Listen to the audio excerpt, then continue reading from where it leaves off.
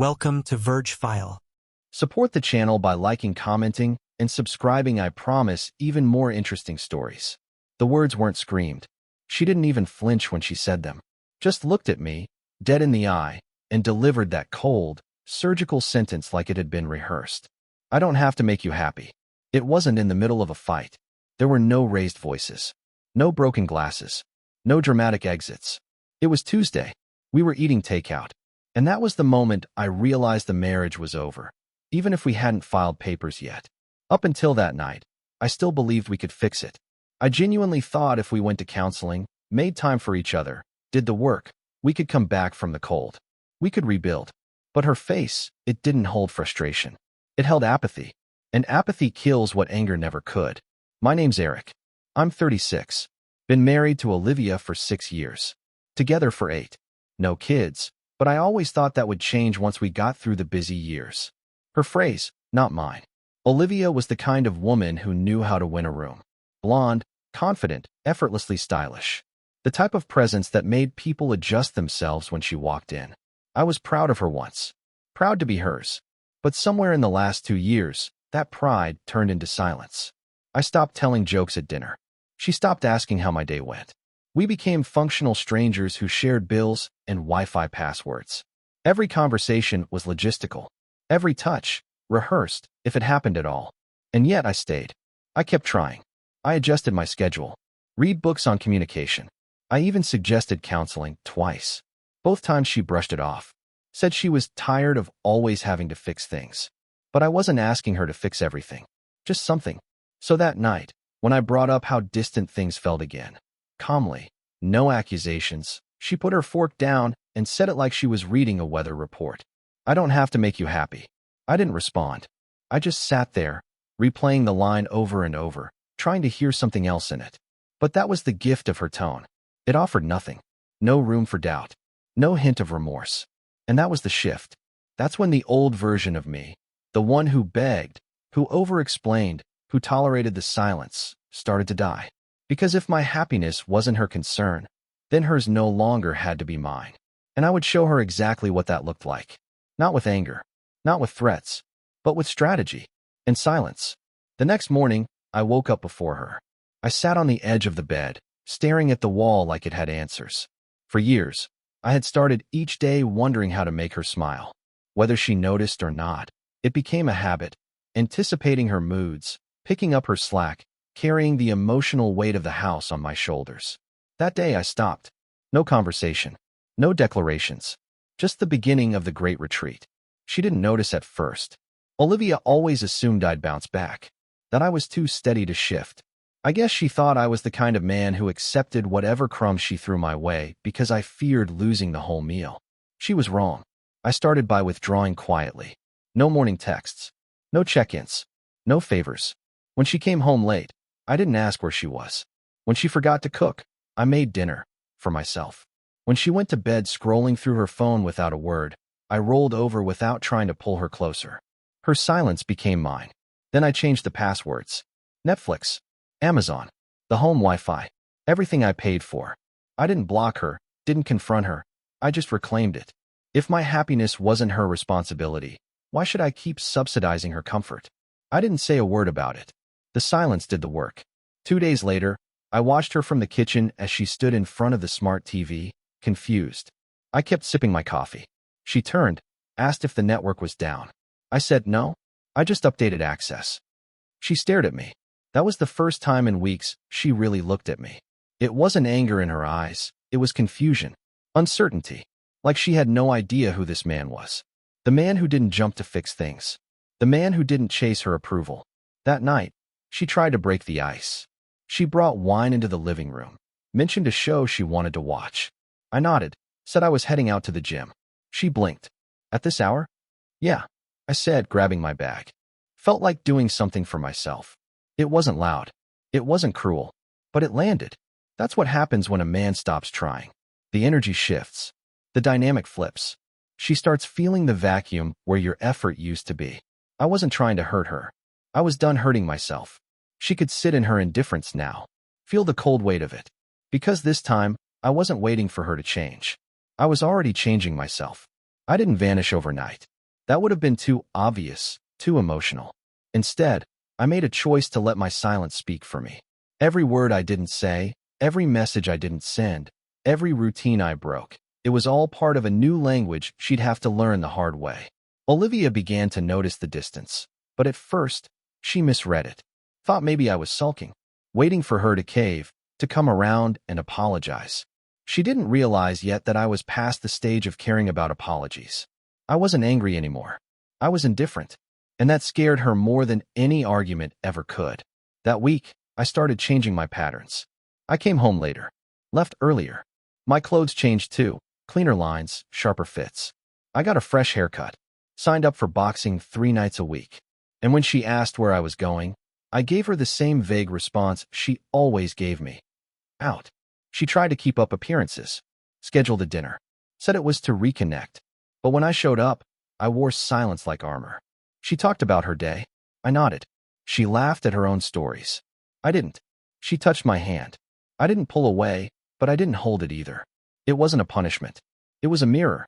At the end of dinner, she asked if we could talk more later. I said, maybe. That word hit harder than a slammed door.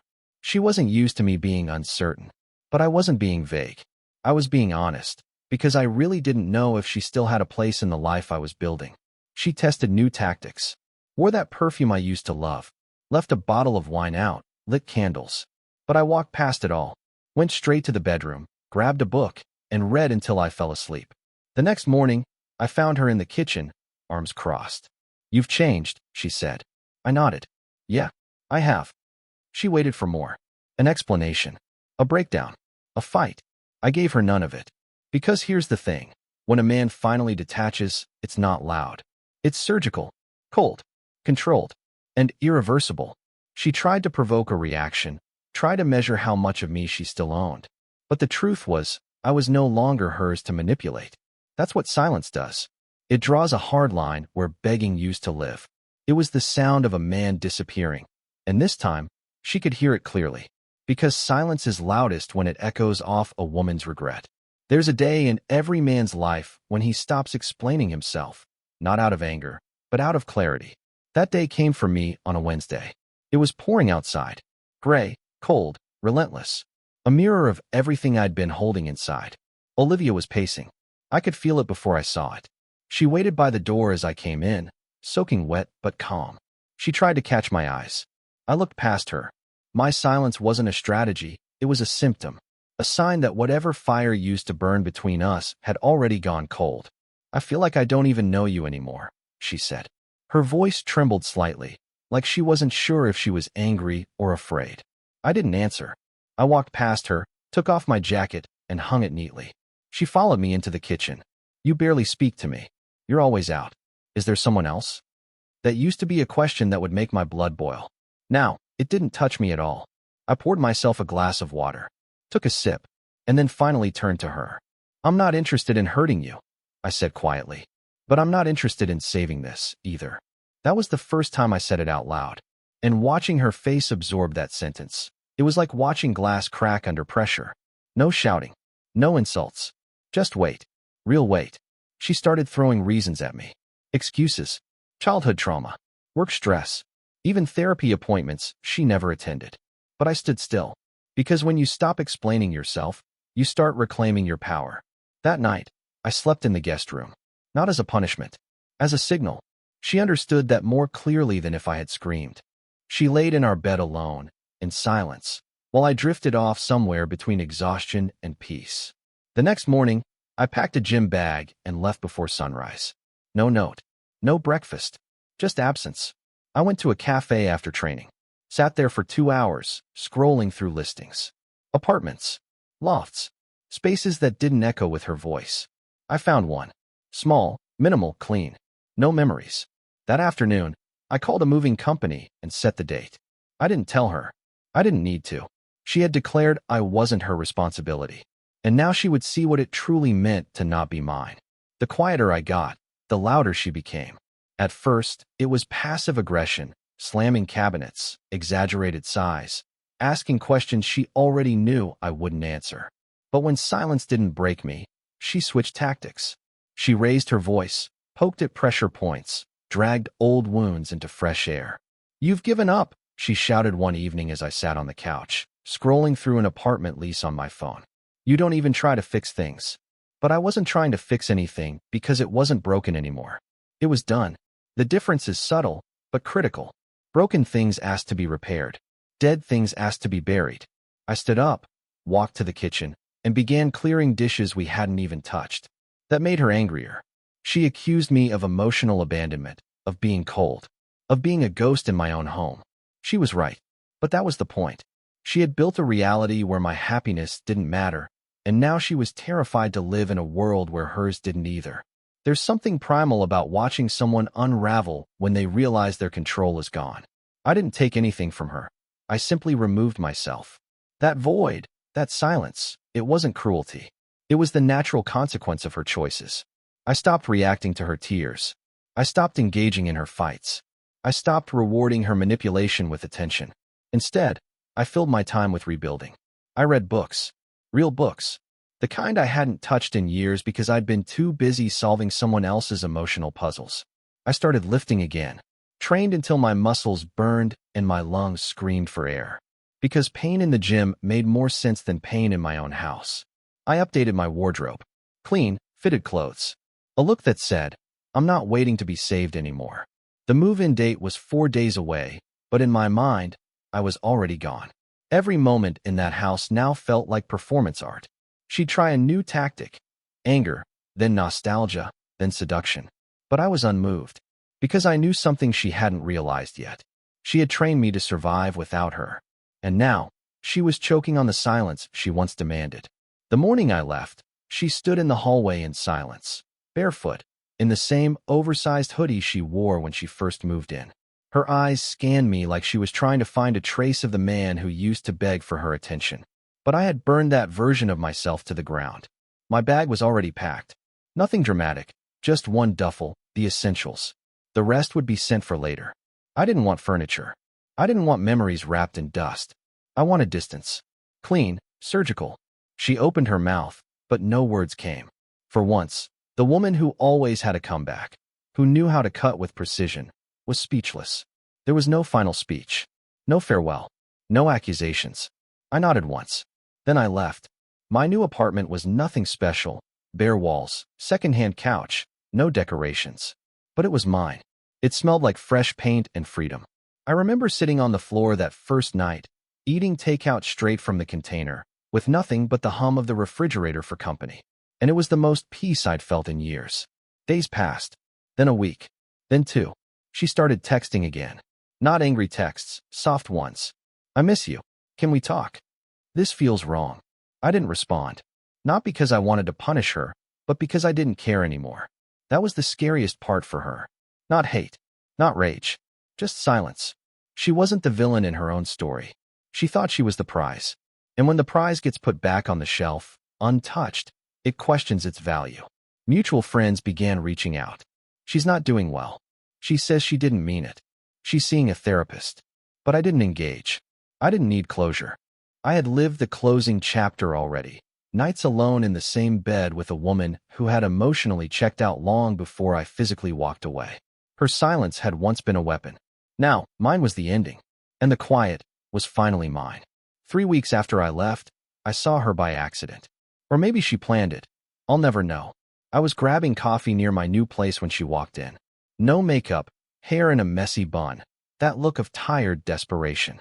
She spotted me before I could turn. Frozen place. I didn't move. She walked up slowly, like approaching a wild animal she wasn't sure would bite. "You look different," she said, like it was a question. I did. I'd lost weight. Grew a short beard. New haircut. No more soft eyes or half smiles. Just a neutral stare. She waited for something. Anger, longing, a crack in my armor. She got nothing.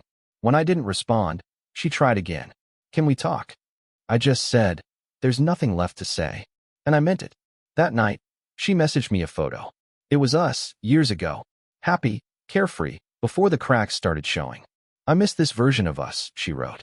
I didn't reply. Because the man in that photo, he died the night I realized she was never truly mine. When she smiled at texts from just a friend, more than she smiled at me. when she started wearing perfume to the gym, when she stopped reaching for my hand in bed. I had mourned that man in silence. And I wasn't about to resurrect him just to make her feel better about what she threw away. My life now? Focused, controlled, efficient. I cut off the joint accounts. I sold the shared car. I removed her emergency contact info. One by one, I erased the traces. Not out of bitterness, but because I was done. People like her think silence is temporary. They wait for the explosion, the emotional release. But mine never came. I wasn't interested in closure. I wasn't looking to be understood. I was building something new. She was still stuck in the ruins of what we were, thinking I'd come back with a broom and start sweeping. But I'd already built a house somewhere else, brick by brick, and I wasn't giving her a key. 2 months after I left, she finally sent the message she thought would fix everything. One long paragraph full of tears I couldn't see and regrets I no longer cared about. It started with, "I never meant to hurt you," and ended with, "Please just talk to me." But here's the truth. If someone only realizes your value after they've destroyed you, that realization isn't love. It's convenience. She didn't miss me.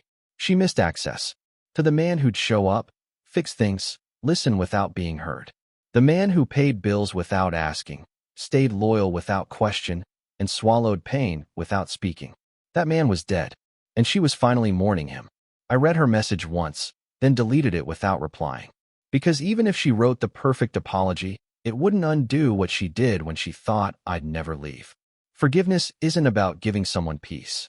It's about giving yourself permission to stop bleeding. So I gave myself that permission. I stopped wondering where I went wrong. I stopped replaying every red flag. I stopped imagining what could have been if I had just tried harder. Because I had already tried harder than most would. And she still made a choice. Now, her friends started reaching out. Casual check-ins. "Hey, just wanted to see how you're doing." But I wasn't naive. I knew it was her way of fishing through proxies. Hoping I'd crack. Hoping I'd ask about her. I never did. Because I was done playing detective in a story where I was the victim and she held the pen. I was writing a new story now. One where I wasn't reduced to a reaction. The best revenge? Not moving on faster, but moving on colder. No announcements. No social media updates. No cryptic quotes or emotional breakdowns. Just silence. A silence that was louder than any fight we ever had. And in that silence, she finally realized. I wasn't just gone. I was never coming back. By the 3rd month, she started telling people a different version of the story. Apparently, I had just grown cold. That I changed, stopped communicating, and suddenly walked out. She left out the late-night text from someone saved as Brenda. She skipped over the part where I found the receipts she swore never existed. But I didn't correct her version. I didn't chase the truth or defend myself. Because people only ask questions when the ending confuses them. And in our case, the ending made perfect sense if you knew what to look for. She kept performing. On Instagram, she posted pictures with cryptic captions, sad songs, staged smiles, vague quotes about healing. But those who knew her closely, they started talking. One of her own friends messaged me, said she couldn't stomach the way she was lying, said she watched her cheat and then cry like she was the one abandoned. I didn't respond, not out of pettiness, but clarity. Because when someone ruins the house and then stands in the ashes blaming the builder, you don't argue. You walk away and build better somewhere else. The most powerful thing I did was stay silent while she unraveled publicly. She tried to bait me. One night, I saw a story pop up, her holding a glass of wine, laughing with a guy who looked like me from the side. I recognized the tactic. She wanted me to react, to hurt, to reach out. But pain is only power when you give it sound. And I had gone quiet. Quiet enough for her to hear her own lies echo back. At work, I was thriving. New suit, better posture, a sharper focus. Even my boss noticed, saying, "Whatever you're doing, keep doing it." If only he knew I wasn't doing anything. I was simply no longer bleeding for someone who never brought bandages. My space was cleaner. My phone no longer a battleground. My peace wasn't perfect, but it was mine. And peace, once you taste it, makes chaos unbearable. She wasn't reaching out as much anymore. Maybe she sensed the finality. Or maybe she realized I had finally become the version of myself she could never reach again. Either way, her silence was different now. Not strategic, but stunned. Because the man she thought would always be there had become a ghost she couldn't haunt. The last time I saw her was by accident. Grocery store parking lot, just before sunset. I had just come from the gym, earphones in, mind somewhere else. She was standing by her car, frozen, like a glitch in time. For a moment, I wondered if she'd smile, walk up, try to act like things weren't shattered. But she didn't move, just stared, like she was seeing something unfamiliar in someone she once called hers. That was the final chapter. Not a conversation, not a fight. Just two people, standing in a parking lot, realizing they were no longer connected. Not by anger, not by love, not even by memory. And I didn't look back. Because looking back is for those who want to feel something again. I had nothing left to feel. No hate, no longing, not even closure. Just peace. That's the thing they don't tell you about walking away. The hardest part isn't leaving. It's becoming someone so complete that the past no longer tempts you. I never deleted our photos for revenge. I deleted them because they didn't look like the truth anymore. I never told our friends what she did. I let her version stand. Because the people who matter, they already knew. She lost more than just a relationship. She lost access to the version of me who would have forgiven her, to the man who would have sat across from her and listened to excuses dressed as regrets. Now, I don't even flinch when I hear her name. It's just a name, like any other, stripped of weight, free of meaning. The silence she once asked for during every argument, she finally got it. Fully, irreversibly. She used to beg for quiet when she didn't want to talk. Now it's permanent. Now, when she picks up her phone and scrolls, hoping to find a crack in the wall I built, all she gets is echo. And that echo is louder than anything I could have screamed. They say silence is golden. But in my case, silence was a blade. Sharp, surgical, final. She doesn't get a last word. She doesn't get a redemption arc. Because I didn't disappear. I just stopped being reachable. And in that unreachable space, I found the version of myself I should have never abandoned. That's the real ending. Not dramatic, just distant. She wanted quiet?